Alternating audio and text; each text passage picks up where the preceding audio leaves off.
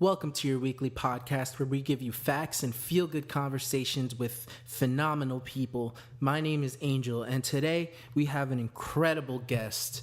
Not only is he an incredibly musical person, but he's also an entrepreneur. He is a business person and an all-around energetic guy. I just feel it's contagious. His energy is it's bubbling up, and it's making me just want to go further and go faster in my business. So without further ado, I want to introduce Chris Paul. He's a DJ. He works with weddings. He works in iReserve, which is Sal Rometta's company, and Sal was one of my very first guests here in the Angel Rants podcast. So I have him to thank for having Chris on the show. Chris and I have worked together on his logo, and we've done some business together. So I am kind of biased in the fact that he does have great branding, and everything that him and Sal are doing over there at iReserve is just crushing it. They are absolutely killing it. So I want to talk a little bit about Chris's journey, what he's been through, everything that he's done to get to where he is, and just have him share some of the wisdom and insights that he's had to kind of develop and form, some of the values that he's had to take on as a business owner, and where he's going next too, because I feel like sometimes as business owners we like to look at everything that we've gone through, but we don't talk about the vision. We don't talk about what's next and the hard parts about having to pivot. What are the pivoting moves, and what are the mindsets that we need to take on as entrepreneurs in order for us to be able to move and turn on a dime. So without further ado, DJ Chris Paul.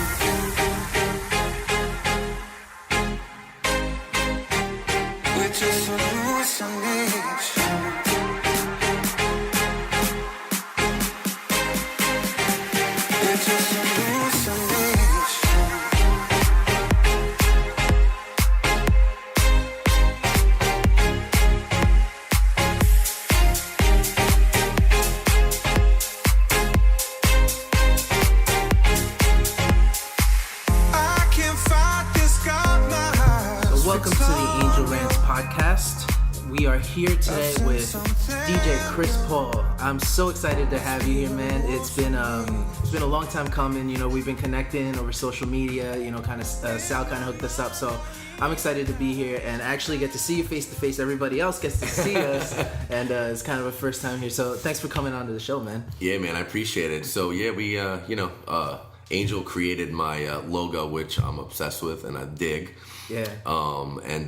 We've been networking, and I'm glad to be here. And I just kind of wanted to get my story out a little bit. Like, yeah, everybody has this thing, DJ Chris Paul in the wedding business, but you know, there's a lot more to to my story. So I just kind of wanted to share that. So yeah. So one thing that I've kind of been noticing is that besides the whole wedding thing, right? There's also kind of the artist side of DJing. Right, so you as a musical artist, is there something that you're doing along that kind of sphere? Like, you're putting out music. Like, I'll be honest, I was listening to your SoundCloud on my way here. I was kind of bumping to it. Nice. So are you going in that route a little bit? Not necessarily. Okay. Honestly, I've been in this business for like 10 years now. So okay. I've started in the business, in the private event business, as a motivational dancer. My friend Victoria was like, "Hey, you want to be a dancer for bar mitzvahs?" I was like, "All right, whatever." Yeah, I was a white guy that could dance, so I did that, and I fell in love with the business. So you were okay with the spotlight just from the beginning? Yeah, I loved it. I'm very outgoing. I'm not shy, and I generally love the private event business. So, make a long story short, I wanted to be a DJ and then an MC. Right. So, that took a long time for me to get good at. But once I did, it was like there's no going back. Like, I knew from there I didn't want to be a club DJ. Right. But I like to get my music out there. That's why I share some of my live mixes. Those are all live, no editing. Those are me DJing at Miller Ale House, my residency for 5 years now. Oh, wow. Over in Paramus, New Jersey, that I'm super proud of. We have a great night every single Thursday. Right. But I do like to share my mixes, and besides the typical wedding DJ, which I'm not, I like to share my mixes, and I record it live, and it's just how I'm feeling that day. It's not a preset list. It's whatever I'm feeling that day, and I just dig and I just create. Yeah. So on top of that, on top of the musical side, you're a business owner as well. You're in business. Yeah. So how that happened is I worked for a company for like 8 years. Okay. And I always wanted more. I always said, I want to work in the office. And they always just never let me get to that where I wanted the opportunity to be. Okay. So long story short, I ended up leaving, and I hooked up with Sal Rametta, who started I Reserve Entertainment. Yeah, which, Sal was on this podcast too, which is, how we linked up. So he told me a lot about the whole kind of backstory of I Reserve stuff. So what was the whole kind of process? Were you always somebody that was interested in entrepreneurship? Were you kind of a kid that was like, well, I need to do something that I love for money as opposed to just having a regular people job? Was that always a thought process, or were you always had big dreams, or when did that whole thing kind of start? Well, it's a good question. I didn't come from much. Didn't go to college. Yeah. Struggled in high school, but for me, I always had that passion in the private event business. And when I left the company I was with for 8 years, I didn't want to go to I could have went to a big company, and I wanted something more. I wanted to look back in 10 years from now and go, I had something to do with that. I was very passionate in the business, and Sal had that same vision. So once we linked up, it was like, let's do this. Nice. You know what I mean? Nice. So how'd you and Sal meet? Me and Sal used to know each other. Okay. In Hawthorne. I used to live in Hawthorne back in the day. You're from Hawthorne? Yeah. Yep. Ray Ave. How did we never meet? I don't know. Because I'm from there, right? Yeah, it was me, my brother, and like two of us. We rented a house on Ray Ave, and it was some awesome times. Like, we were young guys with our own house. We didn't own it, but we rented it. Okay. But so I knew Sal from around town, some just from parties and stuff like that. Okay. And we met, and we were never like friends like that, but we knew each other. And when I reached out to him the first time, he was like, "Oh, I'm not that busy." So then a year goes by, and then he goes, "Hey, listen."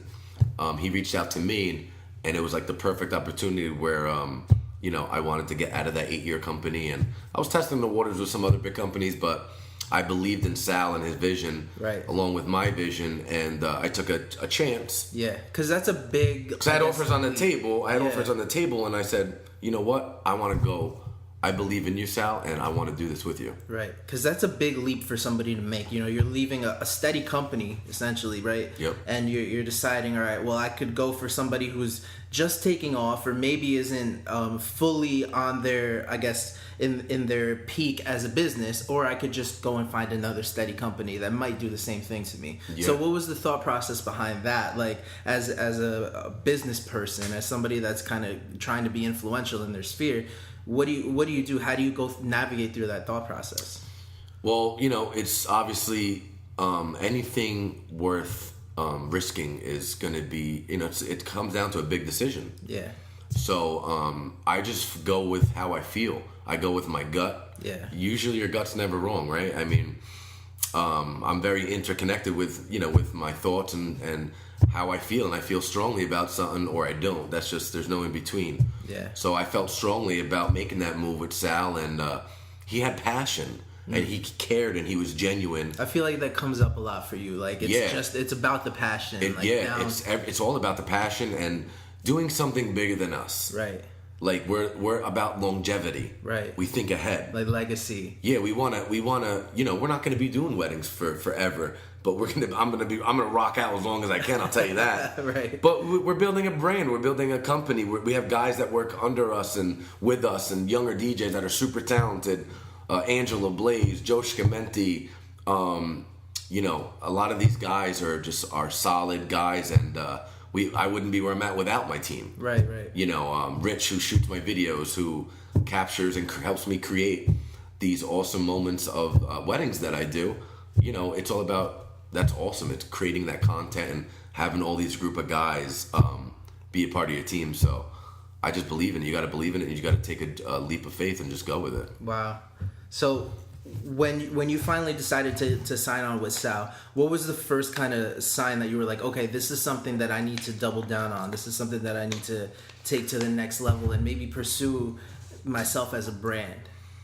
Yeah, I've always worked like part-time jobs in the business because doing this full-time is not easy. Oh, right? So even when you were at the old place, you were working a part-time job? Yeah, I've always had a backup plan kind of sense. You know what I mean? Because you just don't do this full-time in this business. See, that's important for people that are listening too, to understand that there's there's risk assessment. Yeah. You know, like even if you're doing something that you're passionate about, maybe having something on the side to kind of garnish that risk a little bit. Yeah, and of course. Then when was the moment that you switched over and were like, I'm yeah. done with that? You know. So long story short, I've always worked at jobs that I always gave my best. Okay. And I tended to have managers that were just rude and mean, and if you did something wrong, they would just always make sure you did something wrong. And when you're doing something right, they never, patted you on the back, say, hey, I appreciate that. Right. And to me, I was like, if I'm able to ever be in the position to be a leader, I'm not going to be like that, because when someone's doing something wrong, you should show them how to do it right yourself, right? Right. Show them, be a leader.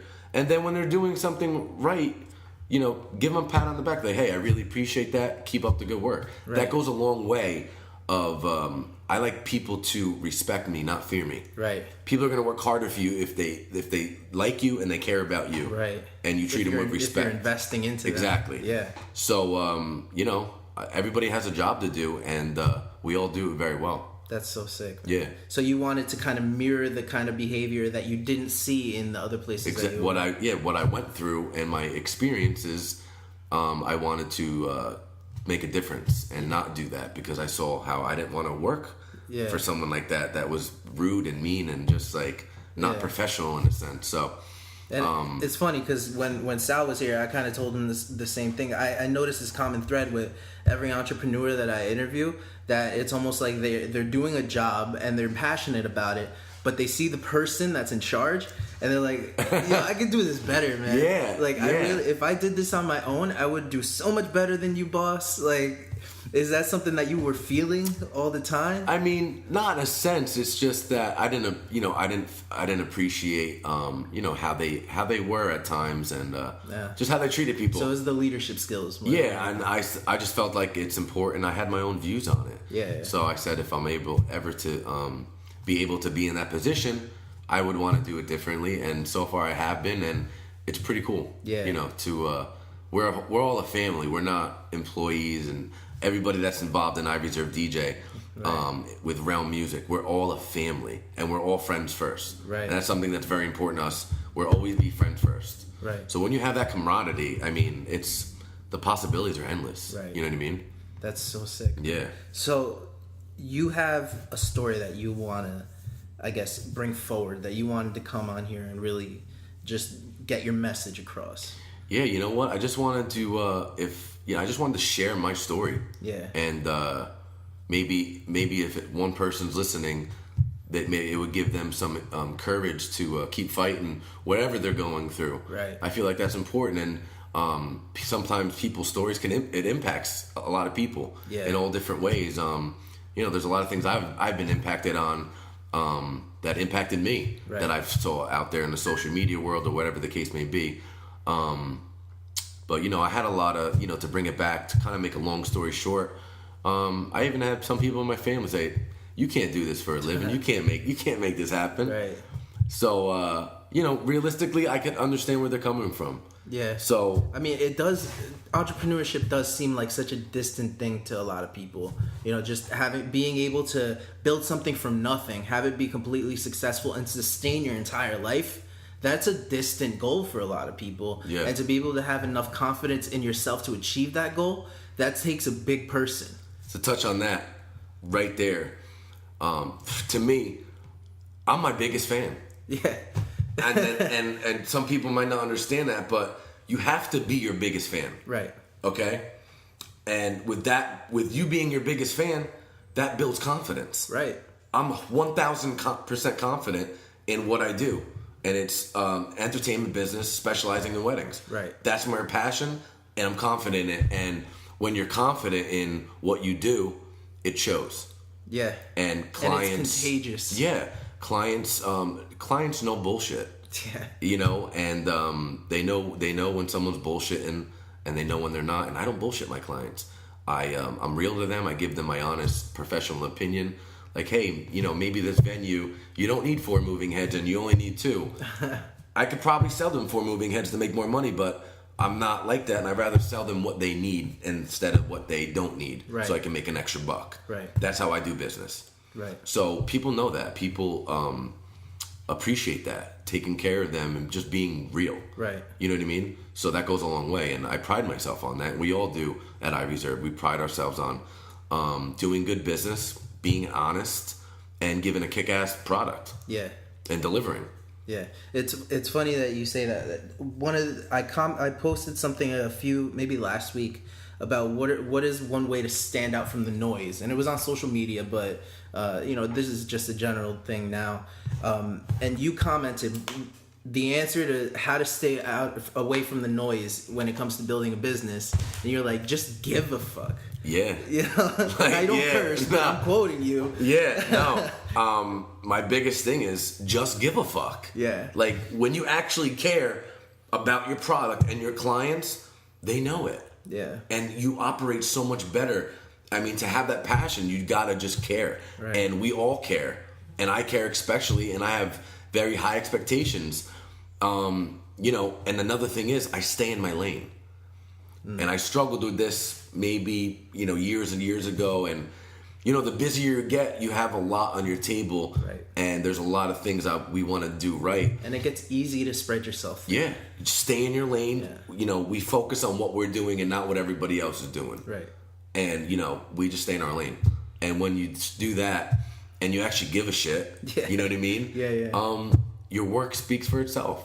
Yeah. And it unfolds, and it unfolds in a magical way, so to speak. That's so good, man. Yeah. So, all right, practical stuff. There's a lot of entrepreneurs listening. There's people who are building businesses on all sides of the spectrum, little ones, big ones, wedding companies. Maybe it's like a mom and pop shop down the street. What advice do you think you would give somebody that's doing that? Hustle. Hustle your ass off.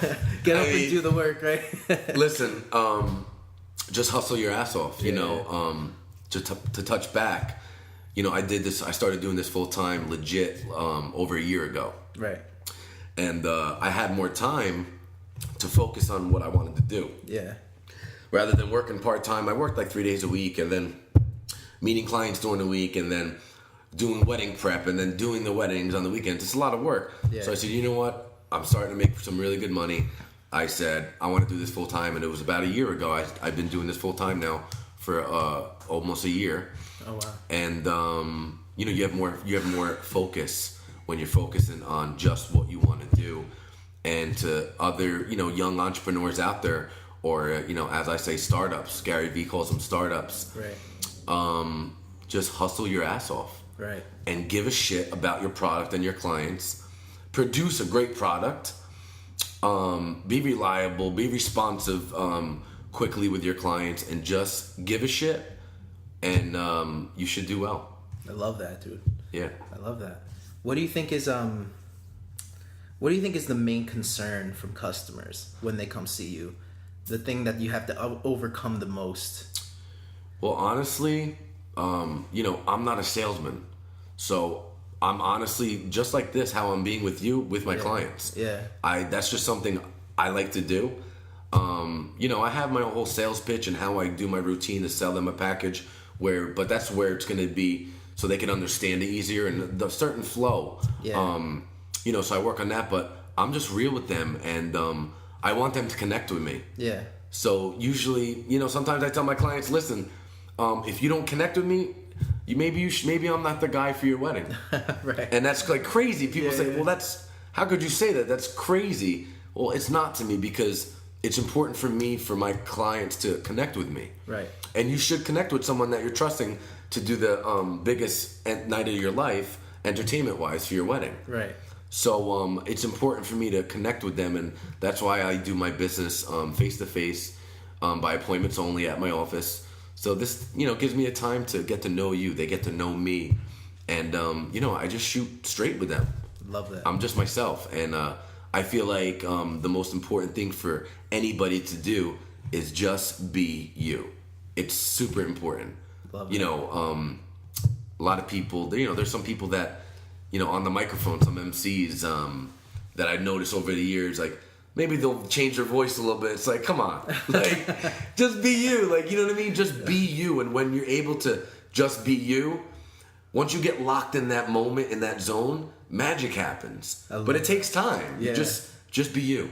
I want to talk about that. Let's take a quick break. I got something for that. All right. This podcast is brought to you by Angel Media Branding, where we're more than design. We see your purpose. We understand what business owners go through on the day-to-day, and we look to remove the burden of the day-to-day business owners by taking as much off of your plate as possible. So if you need a logo identity, if you need web design, or if you need social media management, check out angelmediabranding.com or check us out on Instagram at The New Angel Media. So we're back with DJ Chris Paul, and we were talking about some fake laughing DJs. He's talking about being yourself. And it reminds me, I went to this wedding, maybe it was about 6 months ago or so.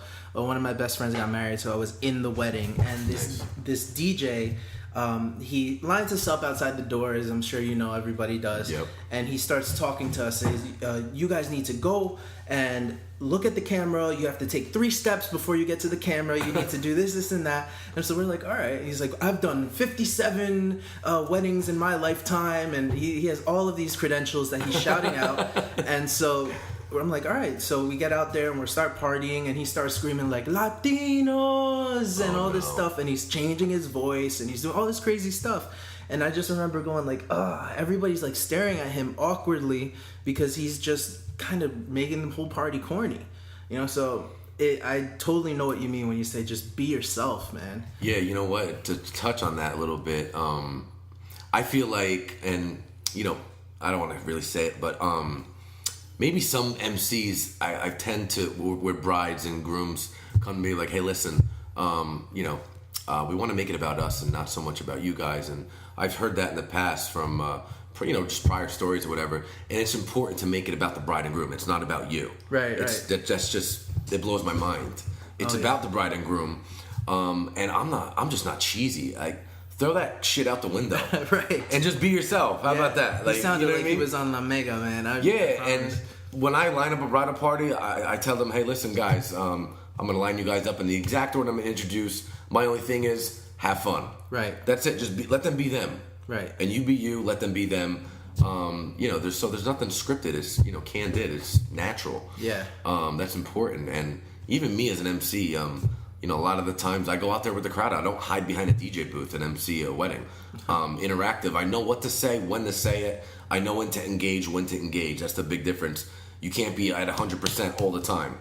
You gotta, you know, for instance, when there's a circle, I know when I go out there, I'll give them some energy. I'll give them what they need. I'll close up that circle. Because you don't want to dance. You don't want to circle everybody standing around on the dance floor, like waiting for someone to go in. That's just you know. That's you want to go in there and close it up. Give them some energy. You know, just be you, man. Just use your own voice. So you know, listen, you either got it or you don't. Yeah, well, not all of us have your voice, Chris Paul. A lot of people say, I'm like, they go, you have a really deep voice, great for radio. I'm like, oh, well, you know what? I guess it works with the business I'm in. I have a naturally deep voice, so it works. You know what I mean? Right. That's funny. So, that being said, I have a few. What I usually do on this show is I have like a few questions that I do for every single person. Cool. And so like I'll try and cater it to them. I'll try and come up with them off the top of my head. But there's one that I do for every single person. So I don't know if you've heard the last shows all the way to the end, but there's one that I don't know kind of catches people off guard. I like that. I like that. Okay, so the first one is Nike or Adidas. Nike all the way. Wow, that was quick. But I love Adidas. I'm big on Nike. Like everybody knows I'm big on Nike. Like socks to the shit sandals to shorts. I love Nike. Okay. But Adidas is dope too. All right. Biggie or Tupac? Oof, that's a tough one. I'm gonna say both. No, you can't. If I gotta pick one, Biggie or Tupac? Yeah. I'm gonna go with Biggie. Okay. I'm gonna go with Biggie. All right. I want to pick one according to house music, but it's hard to do. Avicii or David Guetta? If I had to pick one, not big on them, either of them, but that's fair. I would go on Avicii. Okay. All right. What was Okay, now this is the one that I ask everybody. Shakespeare or Drake? Oof. Shakespeare. I mean. Oh, thank God. Yeah. See, I've had people on this show. That's not a hard one. It threw me off a little bit, but. Yeah. I've had people on this show say, oh, I don't know. Maybe Drake because he's more of like a poet, and I'm more no, you can't compare. More of a you can't poet. Compare Drake with Shakespeare. Like, come on, let's be honest. That's my thing, man. Yeah. Listen, Drake is. I have nothing but respect for him, and you have to have respect for him for what he pumps out hit after hit after hit. Right. You can't hate on that, and it's fire. You know what I mean? I use Drake in a lot of my sets. It's just he's got some really good music, and his last album was pretty dope. Then you got Jay-Z, who's in my eyes the king of hip hop with his new album, which is fire. 44, yeah. So yeah, but I do respect Drake. Yeah, somebody needs to start sampling some Shakespeare into hip hop. Yeah, this new hip hop sucks. Like this new hip hop, like Watch Me Witch, Watch Me Nanny. Like what the hell are you talking about? Yeah, like yeah. it's like elementary gibberish. Speaking of that, what are your thoughts on the new stuff, like Lil Yachty, all this stuff? I think it sucks. Yeah, it's garbage. Oh like gosh. I just hate it. Yeah. This new hip hop, it's like elementary gibberish. It's crazy. Yeah. Hip hop's not what it used to be. I'm 33 years old. I grew up with old school hip hop. Yeah. DMX. Old school hip hop. My brother told me he went to Summer Jam this past year. DMX came out. Nobody even clapped. Like nobody did anything. They don't know who he is. Yeah. This generation. Shit, man. The music. I'm just not big on it. Yeah. You know. So it's crazy. The fine hard, good songs and good remixes. I do a lot of work on my record pools every single week, and right. It's just, to me, it's just getting worse and worse. Like the music that's coming out. So yeah, I hear you. Where can we find you? You guys can find me on Instagram at DJ Chris Paul. The letter I am then DJ Chris Paul. Same thing for Facebook. I'm DJ Chris Paul. And on Snapchat at I'm DJ Chris Paul. I know you're on Snapchat, man. Yes, I love Snapchat. Snapchat's fun, man. Yeah, it's so much fun. I used to Snapchat to let people know, like, I'm normal. I'm human just like you. Yeah. And I like to just be myself. I'm pretty much of a big jokester. Yeah. And prankster. So yeah, Snapchat's got some cool filters for me to utilize on that. All right, so leave us with the final thought. The final thought. Never stop chasing your dream and always hustle and grind every single day. And once you think you're up there, don't think you're up there, because once you think you're up there, you're just going to go down from there. Always try to better yourself and want more and push yourself. And most importantly, be your biggest fan. Love that. Be your biggest fan. Yep. That's my takeaway today. Awesome. Love it, man. Thanks for having me on, man. I Thanks appreciate it. so much for being here. Awesome.